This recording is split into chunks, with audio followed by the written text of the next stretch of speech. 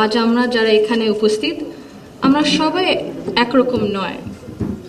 আমাদের আদর্শ আলাদা, অভিজ্ঞতা আলাদা, দৃষ্টিভঙ্গিও আলাদা। কিন্তু তারপরেও আমরা একসাথে বসেছি, আলোচনা করছি, কারণ আমরা সবাই দেশের জন্য, দেশের মানুষের জন্য ভাবছি। আর এই ভিন্নতা নিয়ে একসাথে কথা বলছি, একের পর এক শুনছি। এটাই গণতন্ত্রের আসল সৌন্দর্য। আমার আগে যারা সম্মানিত প্যানেলিস্টরা কথা বলেছেন, তাদের সবাইকে আন্তরিক ধন্যবাদ জানাই। আপনারা অনেক কিছু বলেছেন, হয়তো বা আমিও বলে ফেলবো। সো আমাদের একটা মাইন্ডসেটে আই থিঙ্ক সিমিলারিটি আছে। আমার খুব ভালো লেগেছে শুনে। আমি আজ এখানে দাঁড়িয়েছি ভিন্ন এক অনুভূতি ও আবেগ নিয়ে।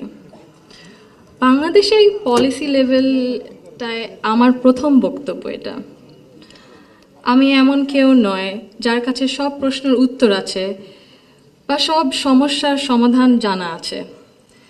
তবু আমি বিশ্বাস করি, নিজের ছোট্ট জায়গা থেকেও সমাজের জন্য, দেশের জন্য কিছু করার আন্তরিকতা আমাদের সবার মধ্যে থাকা উচিত।